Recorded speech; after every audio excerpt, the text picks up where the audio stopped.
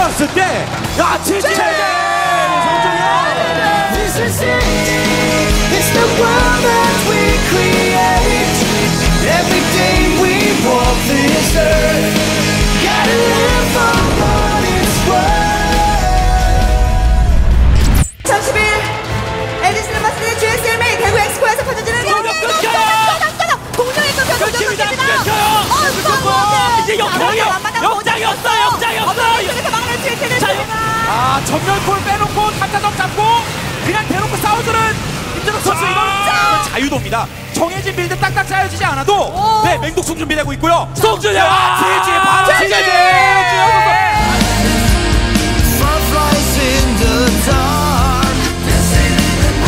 텔레스크 비었을 때 한 방에 역전해야 되는데 바퀴가 없습니다. 이렇게 되면 사정이 다르죠? 네. 제도 출발합니다. 저글링과 빠른 일벌레 정찰이 온 이제 걸. 산란못이 올라가기 시작했습니다. 적으로 만났지만 적을 발전시키는 동료들이었는데 하지만 최후의 승자는 내게 되겠다 임재덕. 그렇습니다. 저글링 네. 제도 우승을 자축하는 임재덕 선수의 골망. 너는 아직 준비가 되진 않았습니다. 아직 치즈를 못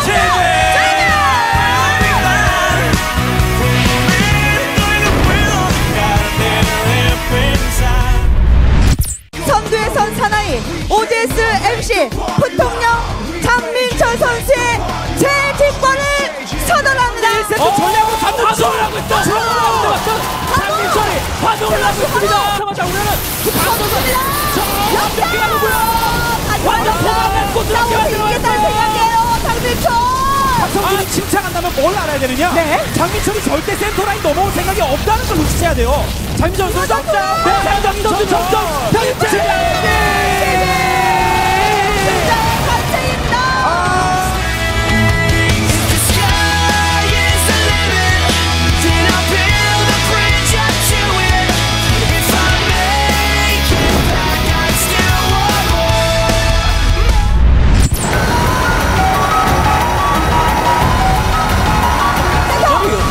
여전히 그래도 무서운 싸움이네요. 여기 뚫려요.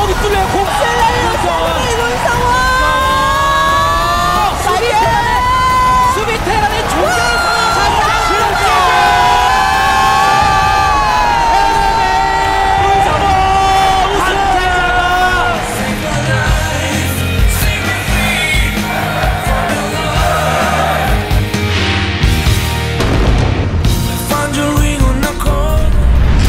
All of those lings were on the opposite side of the map at the third. Gonna try and trap these drones with the Banelings. Can he get those two? Oh my goodness. Oh my god. Oh my god. Stefano with 16 drone kills. He just killed a grid of drones. And he's gonna kill the Roachworm as well. That is a huge speed finishes. Their speed is gonna finish in the middle of this fight.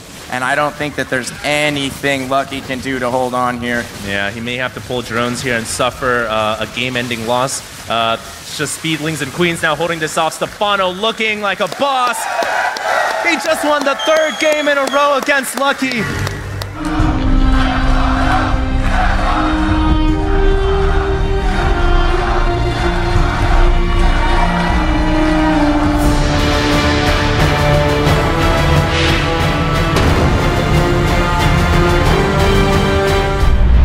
Those drones, will they come off? To block that ramp? Not gonna happen. Oh, this is gonna be trouble, man. Banelings, oh man, huge detonation, getting a lot of drones there. And we have all of the mutas as well in the main base, killing a ton of drones from Fruity. Fruity is going to try to make mutas as well, but it's just not going to be enough. Yeah, I think that's going to be it, Kev. Virtually every drone for Fruit Dealer are going to go down there. A lot of reinforcements actually for Fruit Dealer. He does have the higher muta count right. Fruit Dealer doesn't have the best positioning, in my opinion, but the Lings can't really engage here. The Roach numbers falling rapidly for Fruit Dealer. Drones coming out. Spine Crawlers are going to complete. Only Roaches in your main base. Not a good feeling. Fruit Dealer probably realizing now that this game is fading away. GG from the Fruit Dealer.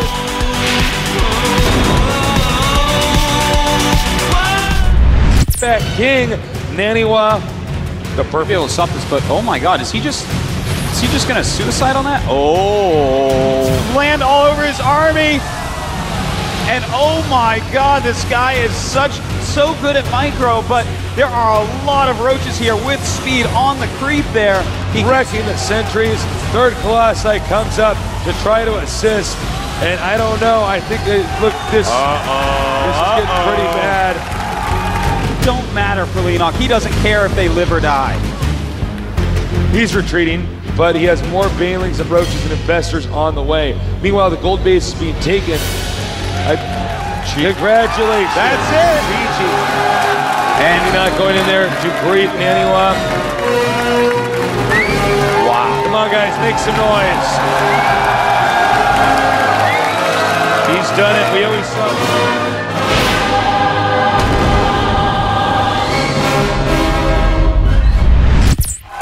Absolutely demolishing Leenock there. Cover, bro. Oh, Naniwa not doing force seals very quickly there, but does do them quickly enough, trapping one roach in, 4 cannons completing. It looks like Leenock. 200 HP. Oh my god. 100 HP. I just pop out and it goes down. Also has these phoenixes to help lift up a little bit, and GG! Naniwa absolutely demolishing Leenock.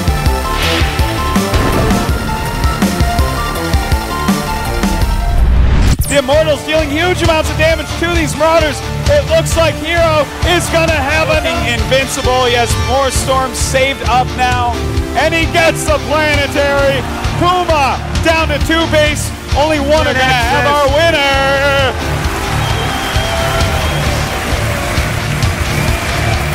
He is Gobert and GG. Ladies and gentlemen, your champion, Liquid Hero. You're 6 feet under. And the only thing to save is the banner that you wave to be wrapped around your grave. You got to who you think you are. Is this what you came for? Will this be?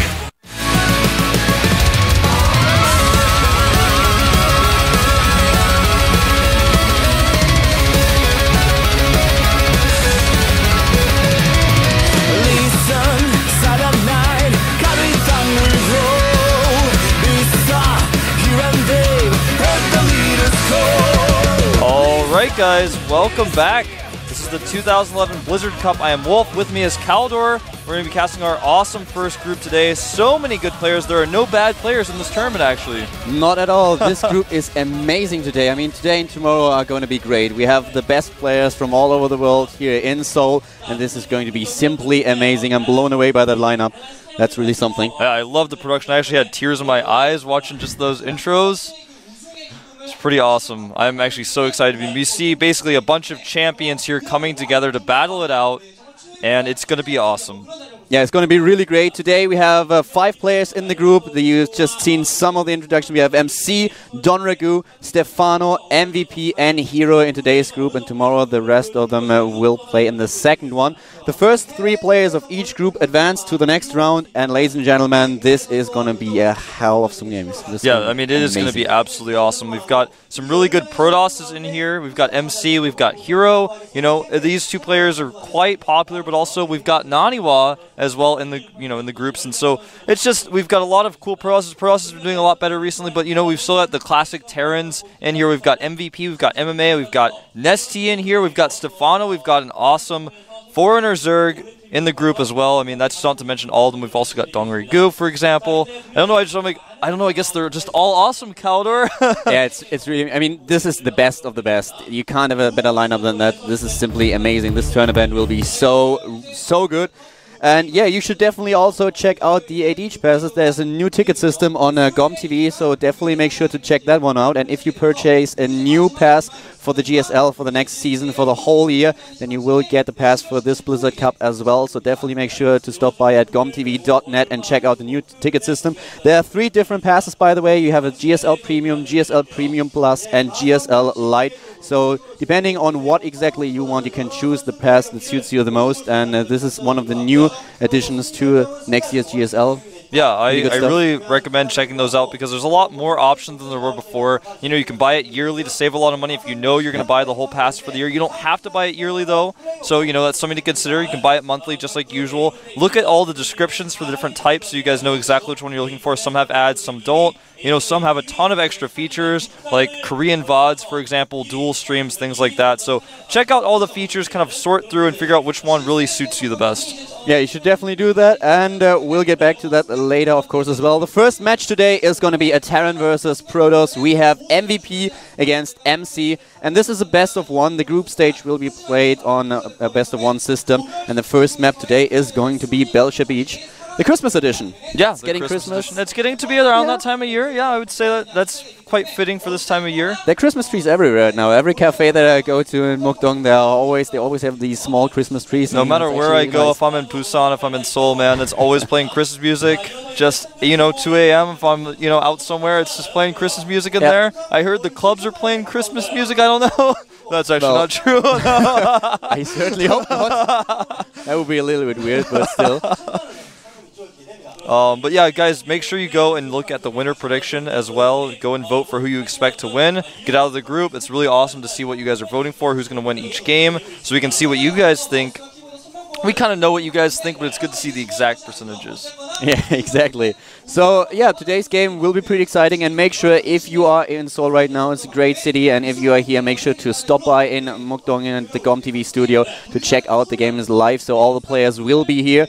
And that's actually quite awesome. I had the chance to talk to Stefano for quite a while today, and Naniwa, of course, as well. He'll play tomorrow in tomorrow's group. And we've been getting some food with Stefano earlier, and he's really psyched about the matches as well. There was a lot of, there was some interviews today. There was kind of a press conference with all the players, and that was really interesting as well. Even though I have to admit I only understood half of the questions and answers, as most of them were in Korean, but it was kind of nice. Yeah. It looks like we have a new contest, Introduce Seoul to the World. So if you guys want to take some pictures of your experience in Seoul, that's for people actually in Korea, of course. Can't like Google image pictures of Seoul and use those in the contest. That's not allowed.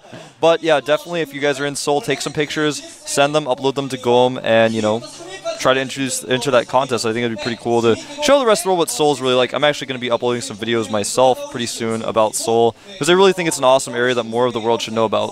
Yeah, it's really great. You have a lot of diverse suburbs and everything. That's really pretty cool.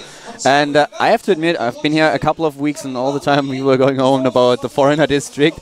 And the first time I was there, I saw more foreigners within 5 minutes than I saw in the first 3 weeks before that. I was like, wow, okay, they weren't kidding me. That's yeah, I've only been there once. Really? I didn't see any foreigners actually that night. Because you can't remember it, or? No, I didn't see any, man. I remember that night quite clearly. All I did was go and pick up one of my friends from the cafe, and that was it. There were no foreigners. No, it was pretty funny. We went to one of the clubs the other day, and there were no Koreans whatsoever. Oh, really? Well, except for the girls. But no Korean guys, not a single one. It's better that way, I have to say. As long as the Korean girls are there, I mean, nothing else matters, right? Which is pretty funny. I didn't expect that. We went to the club and I was like, whoa, something's different. Oh, yeah, wait, it looks basically like home. Okay, there's the schedule, ladies and gentlemen. Today we have the Blizzard Cup Group A. Tomorrow the second group stage will take place. And after that we have the round of 6 on Wednesday, the round of 4 on Thursday.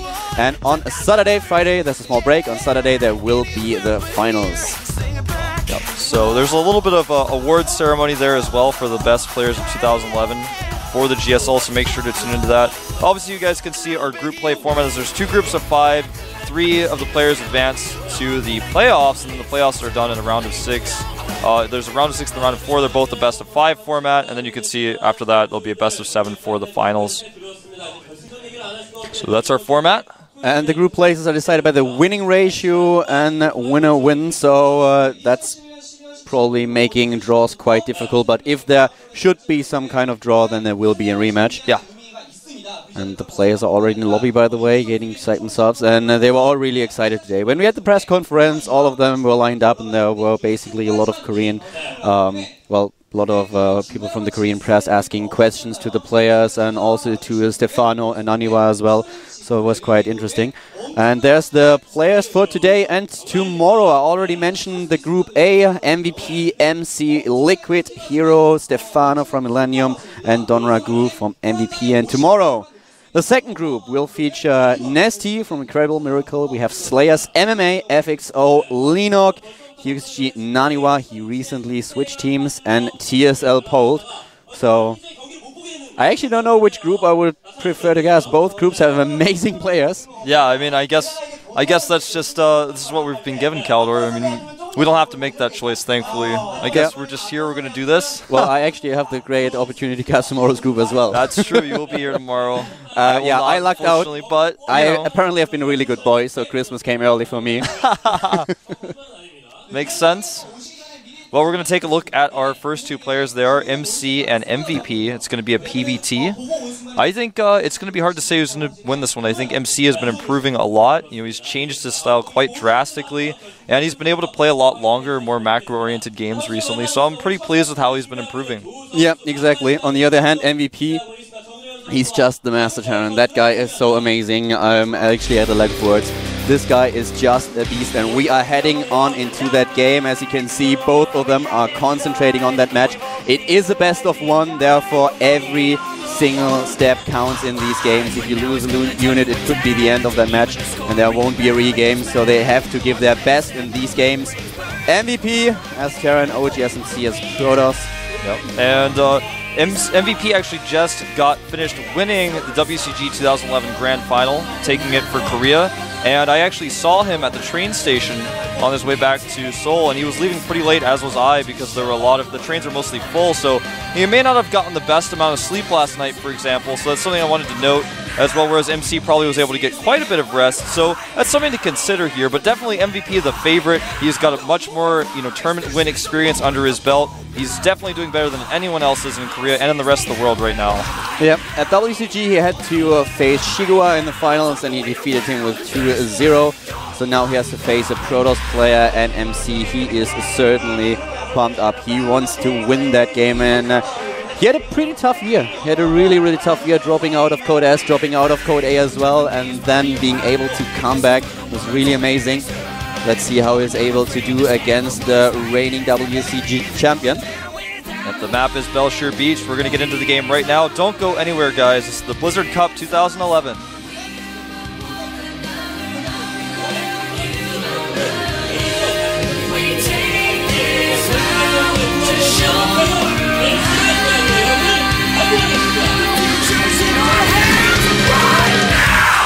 This is the hour right now. We have the power right now. And here we are, ladies and gentlemen, on Belshire Beach. On the bottom right, we have... I am MVP. I am MVP. I hope you heard that.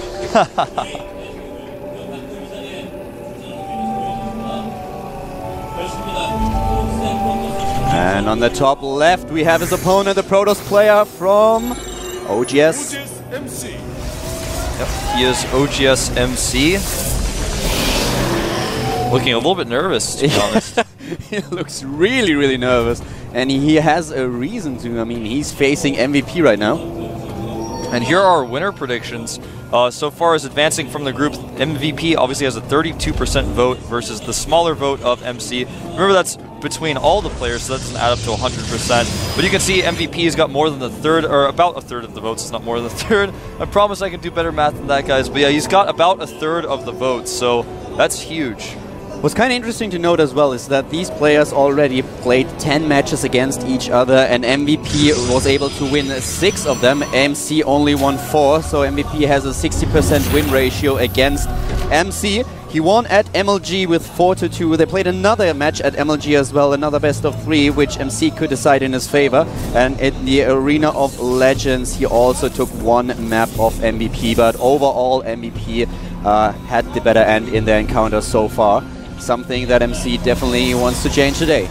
Absolutely. Well, MC is trying to scout with his early probe here, but because it only takes 2 structures to wall off in this case, he can't get inside to see the gases have not been taken, so he doesn't know it's going to be a 1 barracks expand. He's trying with his hardest with his probe to scout, but unfortunately he will not be able to. And that's a really tough situation for a Protoss play. If you don't know what the Terran is up to, it's really rough to get an idea of what's happening. There could be a push with double barracks. You would see an add-on at some point though.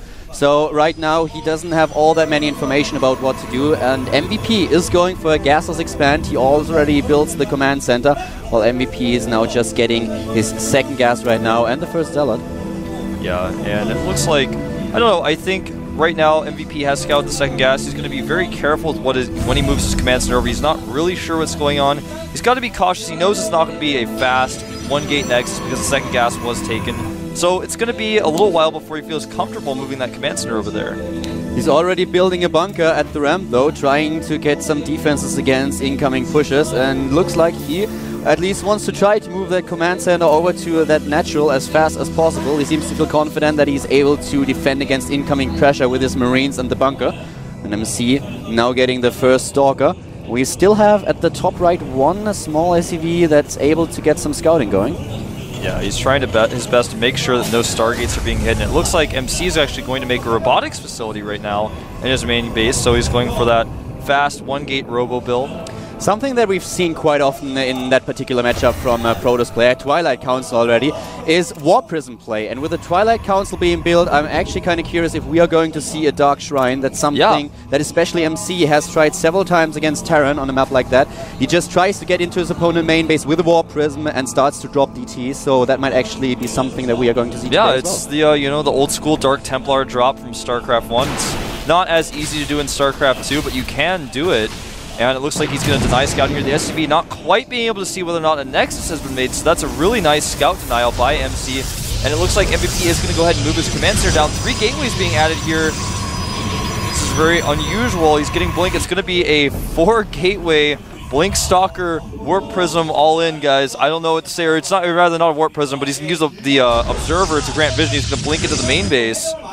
Yeah, he's getting the Observer right now. There are several places where he can blink into his opponent's base, and so far, MC has been controlling the map. He has both Xel'Naga Watchtowers. MVP went for that early expansion, therefore he couldn't actually put pressure onto his opponent. He's more in a defensive mode right now, and that could work to MC's favor. He already has pylons at the Oh my cliff. god! Wow! Oh, he's going to see everything, and that's going to make him immediately start bunkering up on the edge. He's already moving his Marines into the main base. We already mentioned that SCV that MVP was able to hide on the map, and this SCV certainly paid off. It scouted everything. He knows about everything that's happening right now, and MVP will be able to react to that in time, as it looks like. We have Blink about to finish, and now MC really has to hurry up. Well, MVP does have his forces spread quite thin. He's got 8 Marines at the front, and in his main base he's got a little bit more. He's got about 11 there. But with good Blink Stalker Micro, that amount of Marines will not be enough without a bunker in the main base, so he's going to have to be very careful here. He's going for the tech labs. He wants to add Marauder, and he really needs them right now. He's trying to wait for the Stalkers to blink, but there is one Observer in position in order to scout that. So MC knows exactly what's happening. He tries to... Well, he actually tries to poke another front. He waits a little bit longer. He may actually just go in here. Yes. He's going to go in around the side, targeting down the bunker, microing his Stalkers back a little bit. One bunker does fall. He's going to try to take out some Marines here and then blink out, but a lot of SCVs being pulled. He has to blink out very quickly. Nice micro blinking, only the ones at the front back. And good decision by MVP to pull his SCVs back. He didn't lose too many of them, and he's going for the Marauders right now. The tech labs did finish, and the Marauders are being built, but there are a lot of Stalkers already. You already have 12 Stalkers, 26 Marines, and two Marauders without concussive shell, though. And the Observer has been killed. That means no more vision for MC up the ramp. He's in a tough spot now. He's going to actually have to assault the front. And MC is on 50 supply against 75, trying to get into the main base of his opponent. Once again, Harvester count, 37 SCVs for MVP, 2 Mules, and 23 drones for his opponent. Getting the Observer again. With really good Blink Micro, MC still has a chance here. It's not going to be easy, though. He's targeting down the bunker. Needs to blink back his Stalkers. Blinks them back, loses no Stalkers. Takes out the bunker. A lot of the hit points of MVP's units are very low right now. But MVP is getting Stim and Combat Shield now. We have him with additional Marauders, and this is a huge Bioforce. MC has to be careful. Perfect micro by MC, but will it be enough to defeat that army of MVP? MVP is just stuttering in. He doesn't have Combat Shield, he doesn't have Stim, but he's taking out so many Stalkers at the same time. MC is doing an awesome job against that Bio army, but the numbers are in MVP's favor, and it doesn't look like MC is able to crush that army. Oh, he even gets the Observer, and MC in an almost unwinnable position. GG! Whoa. that was an awesome first game. I'm a little bit disappointed with the strategy of MC. It seems like Pro players just want to all in on Belcher Beach, man. Every time I watch it, that's what happens. Well, it's actually quite a hard map. You already mentioned in the early game that it's quite easy for the Terran player to wall off, so the Protoss player doesn't have any scouting information whatsoever. That certainly doesn't work in their favor. So going for those all-ins is not uncommon, and MC was a little bit unlucky. That SCV of MVP, I mean, that was a match winning. Yeah, absolutely. He was able to position his Marines in the right place so MC could not blink into the main base. If he was able to get a good position in the main, the game could have ended right there. So very good scouting by MVP, and MC went for a very risky all-in. I mean, it doesn't get more all-in than that. And unfortunately for MC, did not work out. Really nice micro by MC, though I have to say that Blink Stalker micro was intense. It just was a little bit too late. You know, his attack hit a little bit too slow, and MVP was already prepared. As soon as MVP scouted the Twilight Council and the robotics, he immediately went for 3 gas. He started to get the tech labs, and he started to get marauders. And once he got a decent marauder count, it was basically in his favor. So if MC would have attacked a little bit earlier, maybe against the Marines only, but at that point it was already a tough call. So. And, you know, when you do a build like this, it actually works extremely well against that type of build that MVP did until the Marauders get out. And, you know, it's very risky to make that tech lab. You make the 2 tech labs, you lose Marine production for a minute. So if you're losing the fight there and you've got tech labs building, you don't have any production, you lose the game. So it was a risky decision by MVP even to say, you know, I'm going to make both the tech labs right now. But it ended up paying off for him because he was prepared. He said, okay, I know this is coming. I know for right now if I position my Marines at the main base and I also have my bunkers at the front of the ramp, I can hold off a little bit longer, get those Marauders out, and that's what he did. And another key winning moment was, of course, when he was able to scan that observer, the first observer. He took him out, and by then he knew, okay, my opponent is not able to blink into the main base again in the back. I can actually use my force at the front in order to defend, because he will need some time to get that second observer and to bring it over to my base. So that already bought him a little bit of time where he could reproduce a lot of units. Yeah, it forced the engagement to occur at the top of MVP's ramp, you know, where he already had a bunker up, he already had a better concave up there. So, you know, it's a place where MC does not want to fight, and he's got control of the area. He forces the engagement to be in that one location, forces another observer to be made. It's a good use of a scan. And we are heading into our second game very soon, which is going to be Hero against Stefano. Stefano is already in the lobby, and I had actually to laugh when I saw the color pick. Stefano is going for pink right away. It's his favorite color, and I've never seen him in a tournament that allowed players to pick their color without a different color, but now they forced him to take blue. And that's exactly what I expected, so that was kind of funny, because at the GSL we usually go for the same colors every single game. So Stefano jumping into the lobby, taking pink, and let's like, yes, I got it. There have been a couple of tournaments. Marine King usually takes that color as well. Yeah. And when Stefano was facing Marine King at ESWC, both tried to get pink, and they actually argued about it for a while. So he just jumped into the game in the lobby first, took pink, was like, yes, I got it. And then one of the guys came into the booth and was like, sorry, pal, but yeah, you have to change that. Well, here he is, guys. Millennium Stefano on the right, our IPL 3 champion, and Liquid Hero on the left, a DreamHack winner champion. He's done a lot more than that, of course, you know, doing quite well at NASL, for example, and he's done well in the GSL even. So Hero's a guy you guys have seen quite often. He recently moved from OGS to Liquid, and you know, it was a smooth transition for him, of course, considering that Liquid and OGS are already partnered.